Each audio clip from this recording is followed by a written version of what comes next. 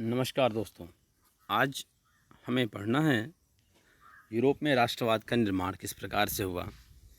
हम अपने पिछले लेक्चर में इसके पहले वाला ये घटनाक्रम बता चुके हैं, किस प्रकार से हमारा इसमें घटनाक्रम का विकास हुआ है। इन सारे तथ्यों को मैं समझा चुका हूँ, किस प्रकार से नेपोलियन कोड क्या था, किस प्रकार से वो केंद्रीय प्रशासनिक सिस्टम को लाया, कौन कौन सी विचार निकल गया, किस प्रकार से नेपोलियन द्वारा किया गया कार्य धीरे धीरे वो दुश्मनी में बदलता गया। वहाँ के अन्य देशों के लोग उस हिंसा को स्वीकार नहीं करने लगे और उसे अपना दुश्मन मानने लगे। अब हम समझेंगे कि ये सारी भाषा सब तो ठीक है, लेकिन अब ये यूरोप में इस राष्ट्रवाद का निर्माण किस प्रकार से हो। अगर आप मध्य 18वीं शताब्दी के यूरोप के नक्शे को देखोगे तो उसमें आपको वैसे राष्ट्र राज्य नहीं मिलेंगे जैसा कि आज आपको मिलता है, जिन्हें आज हम जर्मनी कहते हैं, इटली कह रहे हैं, स्विट्ज़रलैंड के रूप में जानते हैं। वे तब उस समय राजशाहियों, डचियों, कैंटोन्स में बटे हुए थे। राष्ट्र राज्य आज की तरह वो नहीं थे और इनके शासकों के ये सारे के सारे स्वायत्त क्षेत्र थे, अर्थात स्वतंत्र रूप से अपने अपने क्षेत्र में ही विद्यमान थे। पूर्वी और जो मध्य यूरोप था निरंकुश राजतंत्रों के अधीन था। निरंकुश राजतंत्र ऐसा शासन का ऐसा स्वरूप जिसमें वहाँ पे शासन करने वाले राजाओं पे किसी भी प्रकार का अंकुश नहीं था, उसे निरंकुश राजतंत्र कहा गया। और इन इलाकों में तरह तरह के लोग रहते थे। वे अपने आप को एक सामूहिक पहचान या किसी समान संस्कृति का भागीदार नहीं मानते थे। अक्सर वे लोग अलग अलग भाषाएं बोलते थे और विभिन्न जातीय समूहों के सदस्य थे, अर्थात इनके अंदर किसी भी प्रकार की सामूहिक पहचान या किसी समान संस्कृति का हिस्सा बनने का वो नहीं था।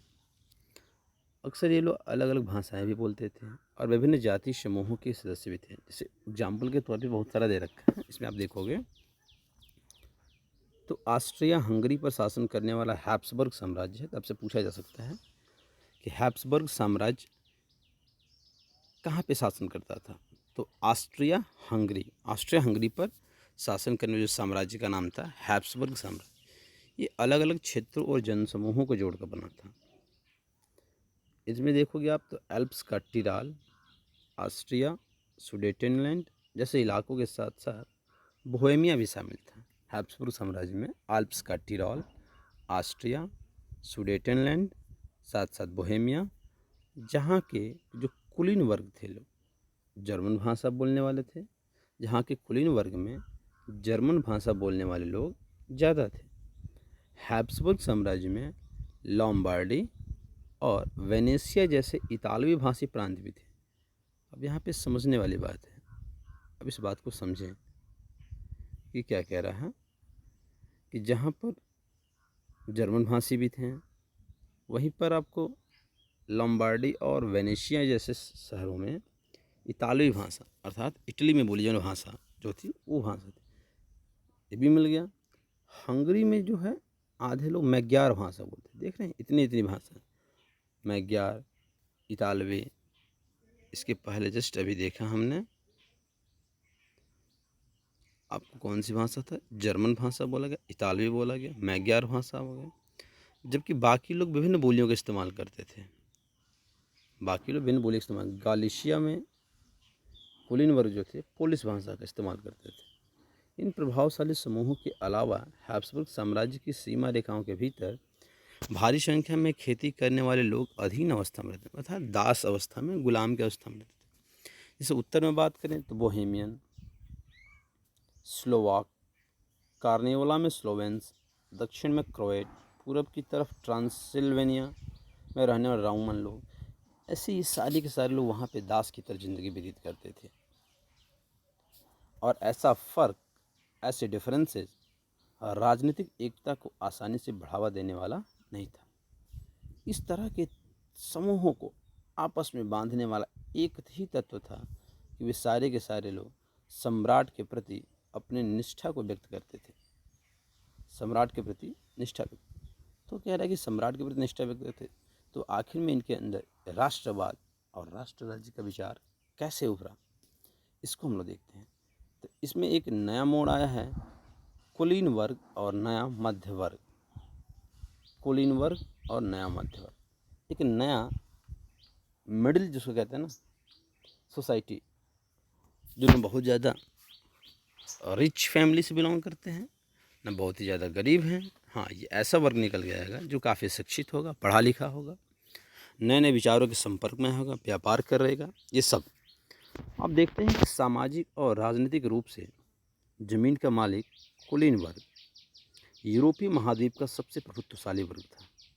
सोशल एंड पॉलिटिकली जमीन का जो मालिक थे कुलीन वर्ग, ये सबसे प्रभुत्वशाली वर्ग था। इस वर्ग के सदस्य एक साझा जीवन शैली से, एक कॉमन लाइफ स्टाइल से बधे हुए थे। इनकी जो क्षेत्रीय विभाजनों के आर पार व्याप्त थे। इसका मतलब ये कह रहा है कि ये कुलीन वर्ग के जो व्यक्ति थे इस पूरे यूरोपीय महाद्वीप में, चाहे जहाँ भी रहने वाले, चाहे वो इटली में रहने वाले हों, फ्रांस में रहने वाले हों, या जर्मनी में, या कहीं पर भी रहने वाले हैं, इन सारे के सारे जो कुलीन वर्ग थे, इन सब की एक लाइफ स्टाइल कॉमन थी।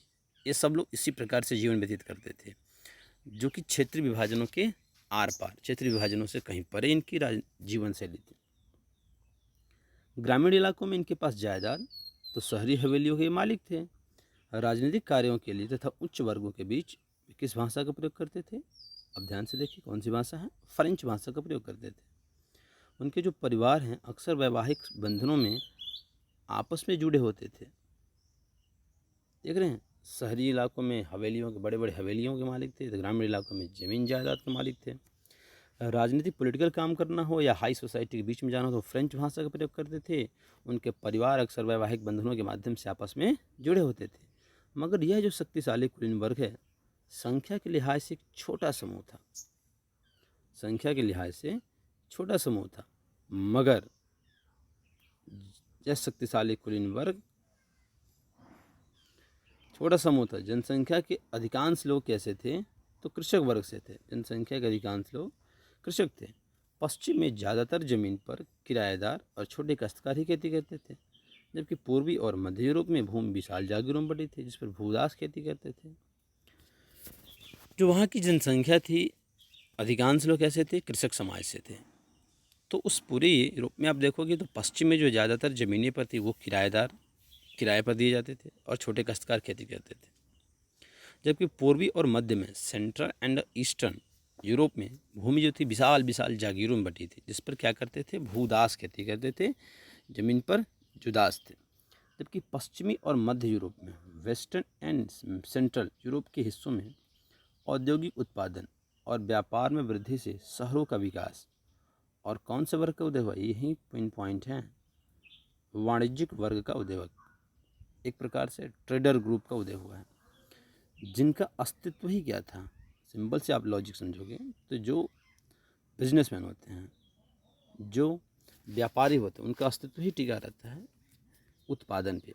उनका अस्तित्व बाजार के लिए उत्पादन पर टिका था।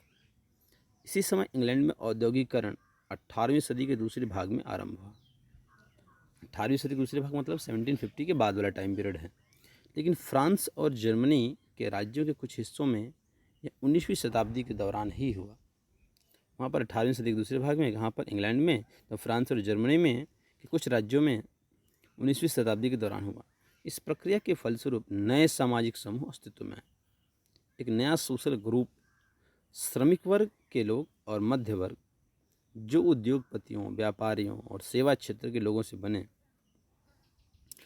जो ये आए नया सामाजिक समूह, इसमें श्रमिक वर्ग के लोग और मध्य वर्ग, जो कि उद्योगपति, व्यापारी और सेवा क्षेत्र के लोगों से मिलकर के ये सामाजिक समूह बन गया। मध्य और पूर्वी यूरोप में इन समूहों का आकार 19वीं सदी के अंतिम दशकों तक छोटा था। सेंट्रल में और ईस्टर्न यूरोप में इन समूहों का आकार 19वीं सदी के अंतिम दशकों तक, मतलब 1890 के बाद तक बहुत छोटा था। कुलीन विशेषाधिकारों की समाप्ति के बाद, कुलीन विशेषाधिकारों की समाप्ति के बाद शिक्षित और उदारवादी मध्य वर्गों के बीच ही राष्ट्रीय एकता के विचार लोकप्रिय हुए। ये मैं जब बोला ना कि नया मध्यम वर्ग, इसका मतलब ही था कि जो शिक्षित थे, जो थोड़ा लिबरल थे, उदारवादी प्रक्रिया को सोचने वाले थे, किस प्रकार से नियमों कानूनों में ढिलाई दे करके किस प्रकार से नियम सबके लिए सरल हों, सबके लिए उदार हों, ऐसे वर्ग के बीच राष्ट्रीय एकता के विचार लोकप्रिय हुए। तो हम आगे बढ़ते हैं तो हम देखेंगे कि भाई ठीक है, अब समझ में आ गया राष्ट्रवाद। अब समझ में उदारवादी राष्ट्रवाद क्या है, इसके क्या मायने थे, इस पर क्वेश्चन भी बनते हैं। उदारवादी राष्ट्रवाद के क्या मायने थे, इसको ज़रा डिटेल में देखते हैं। अब इसको आप देखोगे तो इसको देखो कि 19वीं सेंचुरी के दौरान 19वीं सदी के शुरुआती दशकों में राष्ट्रीय एकता से संबंधित जो विचार थे वो लगभग उदारवाद से ही जुड़े थे, करीब से जुड़े थे। उदारवाद का मतलब क्या था, वर्ड है लिबरलिज्म। ये शब्द है लातिन भाषा के मूल शब्द लिबर से बना है। उदारवाद इंग्लिश में लिबरलिज्म कहते हैं और ये शब्द लैटिन भाषा के ओरिजिनल वर्ड लिबर से बना है, जिसका अर्थ ही है आज़ाद, मुक्ति, स्वतंत्रता। नए मध्य वर्गों के लिए उदारवाद का मतलब क्या था, व्यक्ति के लिए आज़ादी। पूछ सकता है कि जो नया मध्य वर्ग ऊपर निकल के आया उसके लिए उदारवाद का मतलब क्या था, तो व्यक्ति के लिए आज़ादी और कानून के समक्ष सबकी बराबरी। इसे ध्यान से समझते रहें बाबू। क्या मतलब था, इसका मतलब था कि मध्य वर्ग की उदाहरण मतलब था व्यक्ति के लिए आज़ादी और कानून के समक्ष सबकी बराबरी। मतलब कानून के समक्ष सारे के सारी जनता क्या है, आपस में बराबर है।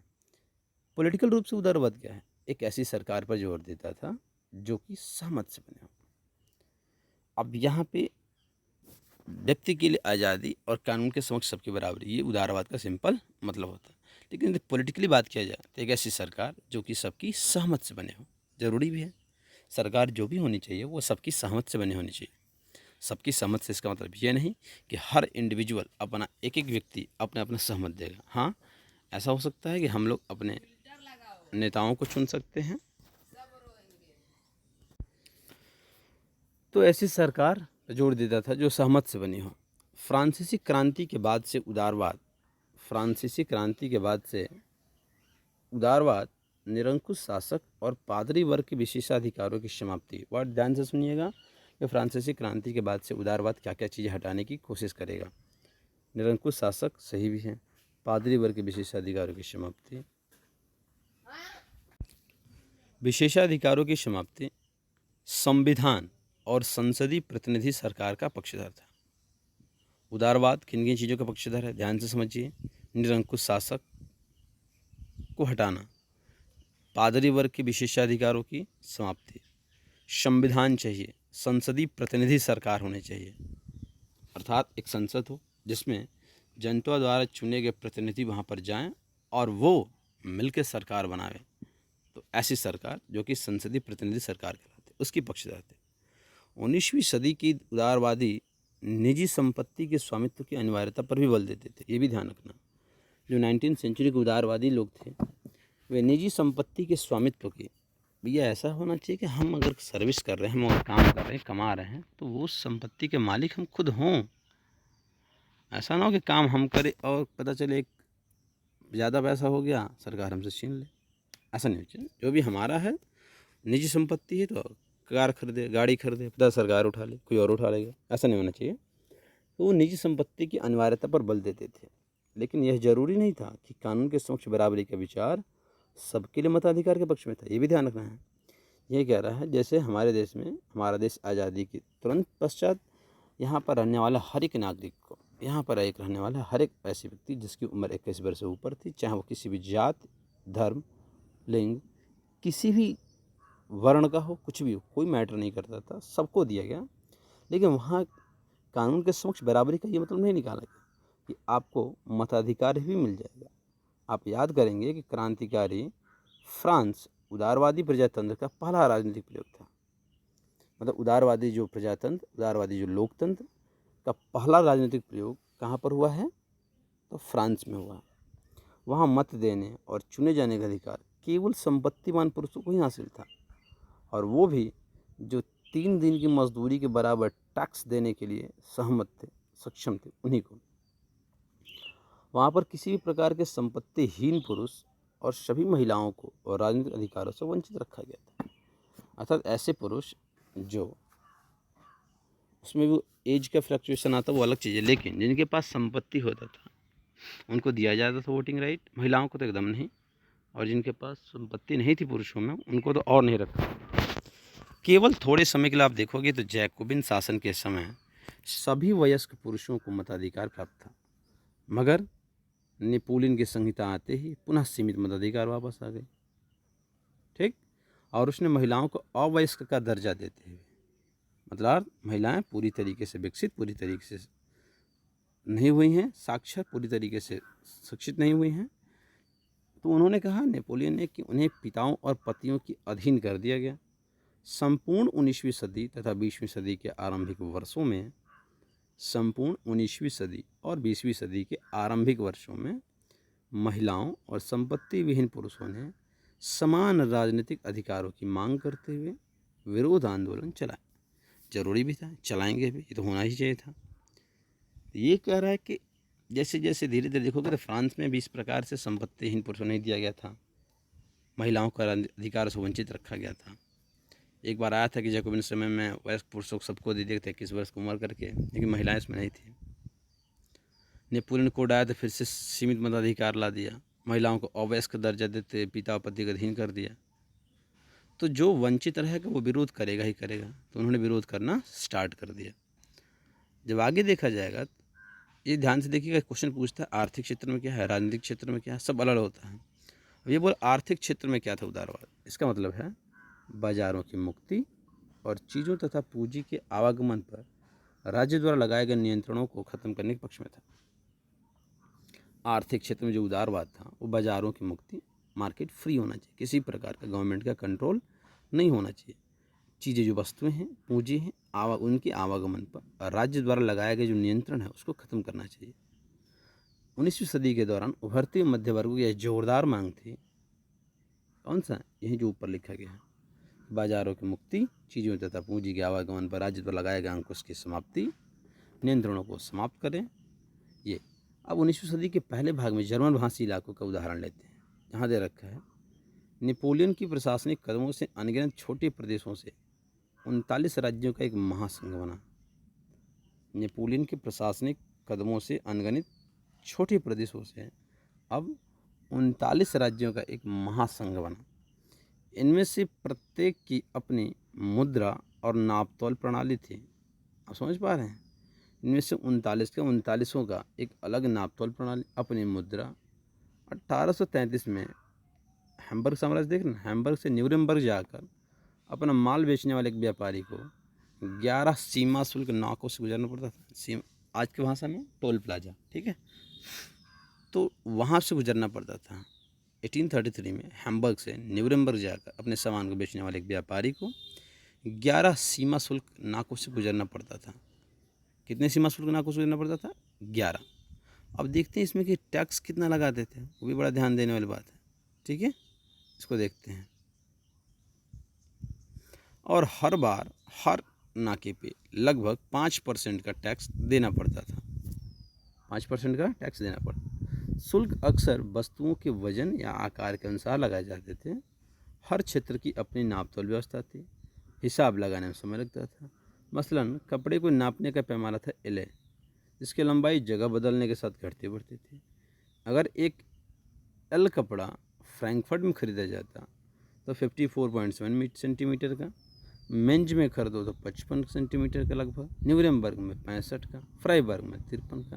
इस प्रकार की फ्लक्चुएशंस देखने को मिलती थी, इस प्रकार की अनियमितता, इस प्रकार की अप एंड डाउन्स देखने को मिलता था। ये इससे सिंपल सी बात है कि व्यापारियों के मन में रोष की भावना पैदा होगी। अब नए वाणिज्यिक वर्ग ऐसी परिस्थितियों को आर्थिक विनिमय और विकास में बाधक मानते हुए, जो नया कमर्शियल क्लास था, ऐसी आर्थिक विनिमय और विकास में बाधक मानते हुए एक ऐसे एकीकृत आर्थिक क्षेत्र इंटीग्रेटेड इकोनॉमिक जोन के निर्माण के पक्ष में तर्क दे रहा था, जहां वस्तुओं, लोग, पूंजी गमन का आवागमन क्या हो, बाधा रहित हो, किसी भी प्रकार का कोई अवरोध न हो। अतः 1834 में, कब? 1834 में प्रशा की पहल पर, ये वर्ड ध्यान रखिएगा, पूछा जाता है। 1834 में प्रशा की पहल पर एक शुल्क संघ, जिसको कस्टम्स यूनियन कहा जाता है, नाम था जॉलवेराइन। जॉलवेराइन 2 नंबर में, 1 नंबर में पूछा जाता है, इसे ध्यान रखेंगे। जॉलवेराइन क्या था? बहुविकल्पी पूछा जा सकता है। एक शुल्क संघ था जिसे स्थापित किया गया अधिकांश जर्मन राज्यों में। प्रशा की पहल पर एक शुल्क संघ जॉलवेराइन स्थापित, जिसमें अधिकांश जर्मन राज्य शामिल हो गए। इस संघ ने शुल्क अवरोधों को समाप्त कर दिया। जितने भी कस्टम्स बैरियर थे, आने पर लगते थे चार्ज, उन सबको क्या कर दिया गया? समाप्त कर दिया। और जो 33 से ज़्यादा मुद्राएं थीं 40 से, वहाँ मुद्राओं की संख्या केवल 2 कर दी गई। जो पहले क्या थी? 30 से ऊपर थे, 33 राज्य थे, 30 से ऊपर थे। रेलवे के जाल बिछाया गया। इसके अलावा रेलवे की जाल ने गतिशीलता बढ़ाई, आर्थिक हितों को राष्ट्रीय एकीकरण का सहायक बनाया गया। जो आर्थिक हित हैं, इससे हमारा राष्ट्रीय एकीकरण भी होगा। और उस समय पनप रहे व्यापक राष्ट्रवादी भावनाओं को आर्थिक राष्ट्रवाद की लहर ने मजबूत बनाया। क्या बनाया? मजबूत बनाया। अब कह रहा है कि ये सब हुआ 1815 के बाद। 1815 के बाद एक नए प्रकार के रूढ़िवाद। अब यहाँ पर 1815 का ही क्यों? क्योंकि 1815 में नेपोलियन हार जाता है, नेपोलियन की सरकार चली जाती है। अब यहाँ से फिर से वो चीज़ें आएंगी, एक नया प्रकार का रूढ़िवाद निकल के आएगा। तो 1815 में नेपोलियन की हार के बाद यूरोपीय सरकारें रूढ़िवाद की भावना से प्रेरित थीं। कब? 1815 में नेपोलियन की हार के बाद। रूढ़िवादी क्या मानते थे? कि राज्य और समाज के स्थापित पारंपरिक संस्थाएं, मतलब जो पहले से चली आ रही समाज में स्थापित पारंपरिक संस्थाएं हैं, जैसे राजतंत्र था, पहले राजतंत्र ही था, चर्च थे, सामाजिक ऊंच नीच की भावना थी, संपत्ति था, परिवार को बनाए रखना, ये सब होना चाहिए। फिर भी जो अधिकतर रूढ़िवादी लोग थे, क्रांति से पहले के दौर में वापसी नहीं चाहते थे। इसमें भी कुछ लोग थे कि हाँ ये सब होना चाहिए, लेकिन सब कुछ वो पुराना नहीं होना चाहिए जो क्रांति से पहले था। नेपोलियन द्वारा शुरू किए गए परिवर्तनों से उन्होंने यह जान लिया था कि आधुनिकीकरण, मॉडर्नाइजेशन राजतंत्र जैसी पारंपरिक संस्थाओं को मजबूत बनाने में सक्षम था। उनका ये मानना था कि जो मॉडर्नाइजेशन है, इससे हमारा राजतंत्र और रिच होगा और समृद्ध होगा, मजबूत बनेगा। वह राज्य की ताकत को, वह कौन? मॉडर्नाइजेशन राज्य की ताकत को ज़्यादा कारगर और मजबूत बना सकता था। एक आधुनिक सेना आएगी, कुशल नौकरशाही आएगी, गतिशील अर्थव्यवस्था होगी, सामंतवाद और भूदासत्व की समाप्ति होगी। ये सारे के सारे फैक्ट्स यूरोप के निरंकुश राजतंत्रों को शक्ति प्रदान कर सकते थे। उनका ये मानना था कि इससे निरंकुश राजतंत्रों को शक्ति प्रदान हो सकती है। अब इसके लिए 1815 में ब्रिटेन, रूस, प्रशा और ऑस्ट्रिया जैसी यूरोपीय शक्तियों, जिन्होंने मिलकर नेपोलियन को हराया था, 1815 में नेपोलियन को हराने, फ्रांस को हराने वालों में ब्रिटेन, रूस, प्रशा, ऑस्ट्रिया जैसे सारी यूरोपीय शक्तियाँ मिलकर नेपोलियन को हराई थी। कि जो प्रतिनिधि हैं यूरोप के लिए एक समझौता तैयार करने के लिए वियना में मिले। ये जितने भी थे, इन सब ने मिल कर के एक वियना में सम्मेलन किया। और इस सम्मेलन की जो मेजबानी किया कौन? तो ऑस्ट्रिया का चांसलर नाम था ड्यूक मैटरनिख, नाम था ड्यूक मैटरनिख।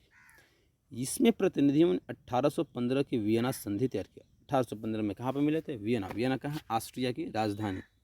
इसे ट्रीटी ऑफ वियना के नाम से भी जाना था। इसका उद्देश्य क्या था? उन कई सारे बदलावों को ख़त्म करना था जो नेपोलियाई युद्धों के दौरान हुए थे। इनका ये मतलब था कि जो भी नेपोलियन के शासनकाल के दौरान जो भी चेंजेज हुए थे, उन सारे बदलावों को समाप्त कर देना था। फ्रांसीसी क्रांति के दौरान हटाए गए बुर्बो राजवंश को सत्ता में बहाल किया जाए, सत्ता में बहाल किया जाए। फ्रांसीसी और फ्रांस ने उन इलाकों को खो दिया, बहाल किया गया, ठीक है, बहाल किया नहीं, जो कर दिया गया। इसमें देखिए कितने वो है। और फ्रांसीसी क्रांति हटाए बुर्बो सत्ता बहाल किया, और फ्रांस ने उन इलाकों को खो दिया जिन पर कब्जा उसने नेपोलियन के अधीन किया गया था। नेपोलियन ने जिन जमीनों को, जिन क्षेत्रों को अपने अधीन किया था, उन सारे को उससे मुक्त करा दिया गया। फ्रांस की सीमाओं पर कई ऐसे राज्य कायम कर दिए गए ताकि भविष्य में फ्रांस विस्तार न कर सके। अर्थात फ्रांस को रोकने की भरपूर कोशिश की गई, फ्रांस के विस्तार को, विस्तारवाद को रोका गया। किया क्या कि इसके परिप्रेक्ष्य में, तो उत्तर में एक राज्य की स्थापना किया गया, इसका नाम था नीदरलैंड। उत्तर में नीदरलैंड का राज्य स्थापित किया गया, जिसमें बेल्जियम भी शामिल था, और दक्षिण में पिडमॉन्ट में जिनोवा जोड़ दिया गया। उत्तर में नीदरलैंड को शामिल किया गया, जिसमें बेल्जियम शामिल था, नीदरलैंड और बेल्जियम। तो दक्षिण में पिडमॉन्ट में जिनोवा जोड़ दिया गया। प्रशा को उसकी पश्चिमी सीमाओं पर महत्वपूर्ण नए इलाके दिए गए। प्रशा को उसकी पश्चिमी सीमाओं पर महत्वपूर्ण नए इलाके दिए गए, जबकि ऑस्ट्रिया को उत्तरी इटली का नियंत्रण सौंपा गया।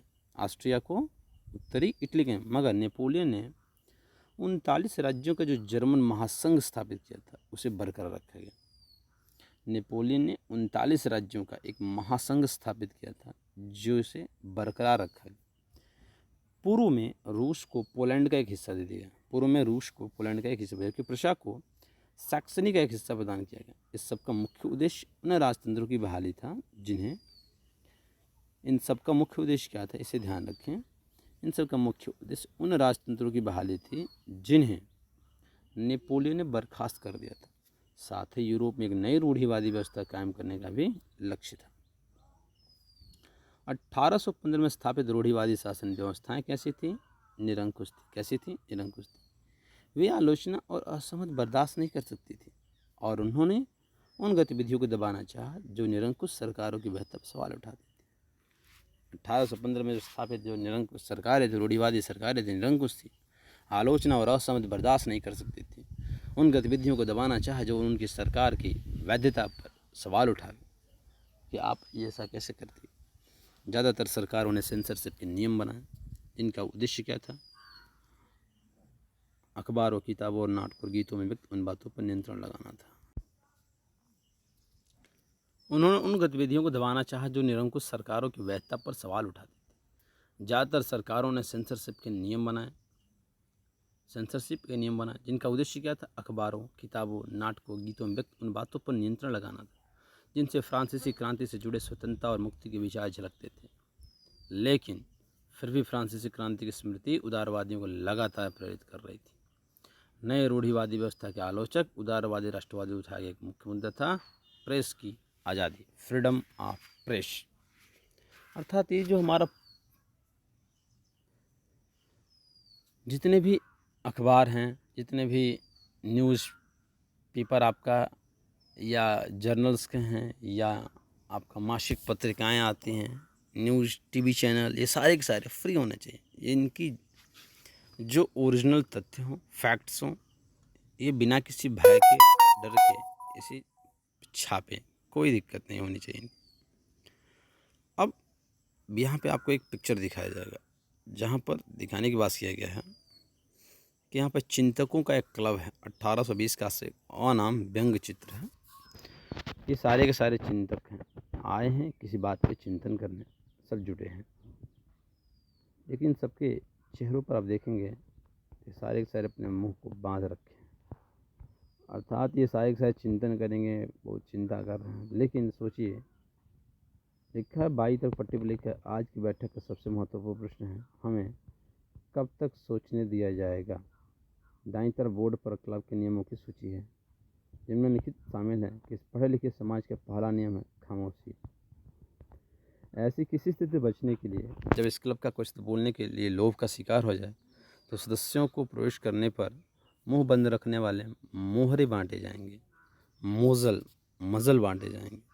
अर्थात कुल मिला के आपको किसी भी प्रकार की क्या करने हैं, बातों को नहीं करना। ऐसी स्थिति थी उस समय, इसीलिए व्यक्ति ने ऐसा चित्र बनाया है। अब समझिए यहाँ पर क्रांतिकारी क्या है। 1815 के बाद के वर्षों में दमन के भय ने अनेक उदारवादी राष्ट्रवादियों को भूमिगत कर दिया। डर करके सारे कल अंडरग्राउंड हो गए, भूमिगत हो गए। बहुत सारे यूरोपीय राज्यों में क्रांतिकारियों को प्रशिक्षण देने और विचारों का प्रसार करने के लिए गुप्त संगठन निकल के आने लगे। क्रांतिकारियों को प्रशिक्षण देने और विचारों का प्रचार प्रसार गुप्त संगठन उभर कर आए। उस समय क्रांतिकारी होने का मतलब क्या था? उन राजतंत्री व्यवस्थाओं का विरोध करने से था जो वियना कांग्रेस के बाद स्थापित की गई थी। साथ ही स्वतंत्रता और मुक्ति के लिए प्रतिबद्ध होना, संघर्ष करना, ये सब एक क्रांतिकारी होने के लिए जरूरी था। ज़्यादातर क्रांतिकारी राष्ट्र राज्यों की स्थापना को आज़ादी की इस संघर्ष का अनिवार्य हिस्सा मानते थे, कि राष्ट्र राज्य की स्थापना होनी चाहिए। ऐसा ही एक व्यक्ति था, उसका नाम था इटली का ज्यूसेपी मैज़्ज़िनी। उसका जन्म 1807 में जिनेवा में हुआ था और वह कार्बोनारी के गुप्त संगठन का सदस्य बन गया। कौन से संगठन का? कार्बोनारी के गुप्त संगठन का सदस्य बन गया। 24 साल की युवावस्था में लिगुरिया में क्रांति करने के लिए उसे बहिष्कृत कर दिया गया। 24 साल की उम्र, उसे लिगुरिया में क्रांति के लिए बहिष्कृत कर दिया गया। तत्पश्चात उसने और 2 भूमिगत संगठनों की स्थापना की थी। पहला था मार्सेई में यंग इटली और दूसरा बर्न में यंग यूरोप। तो जो सबसे पहले गुप्त संगठन जो सदस्य बना उसका नाम था कार्बोनारी। फिर बाद में इसने 2 संगठनों की खुद स्थापना की, नाम था उसका यंग इटली और यंग यूरोप। जब क्वेश्चन पूछा गया यंग इटली या यंग यूरोप नामक संगठन की स्थापना किसने की थी, तो जोसेफ मैज़्ज़िनी या गैसीपी मैज़्ज़िनी इनका नाम कहा जाता है। जिसके सदस्य पोलैंड हैं, फ्रांस, इटली, जर्मन राज्यों में समान विचार रखने युवा थे। मैज़्ज़िनी का विश्वास था कि ईश्वर की मर्जी के अनुसार राष्ट्र ही मनुष्य की प्राकृतिक इकाई थी। अतः इटली छोटे राज्यों और प्रदेशों के पैबंदों की तरह नहीं रह सकता था। उसे जोड़कर राष्ट्रों के व्यापक गठबंधन के अंदर एकीकृत गणतंत्र बनाना ही था। यह एकीकरण ही इटली का मुक्ति का आधार हो सकता था। अर्थात अब ये जर्मनी की एकीकरण की बात करेगा। उसके इस मॉडल के देखा देखी जर्मनी में, फ्रांस में, स्विट्जरलैंड, पोलैंड में गुप्त संगठन कायम किए गए। मैज़्ज़िनी द्वारा राष्ट्र का घोर विरोध करके और प्रजातांत्रिक गणतंत्रों के अपने स्वप्न से मैज़्ज़िनी ने रूढ़िवादियों को हरा दिया। इनमें से जो सबसे मैटरनिक है उसे हमारी सामाजिक व्यवस्था का सबसे खतरनाक दुश्मन बताया था। तो जब क्वेश्चन पूछेगा कि किस एक व्यक्ति ने मैज़्ज़िनी को हमारी सामाजिक व्यवस्था का सबसे खतरनाक दुश्मन बताया था, तो ड्यूक मैटरनिख। क्या नाम था? ड्यूक मैटरनिख। यहाँ पर आपको कुछ एक पिक्चर दिखा रहा है। 1835 में यंग यूरोप की स्थापना का चित्र दिखा रहा है।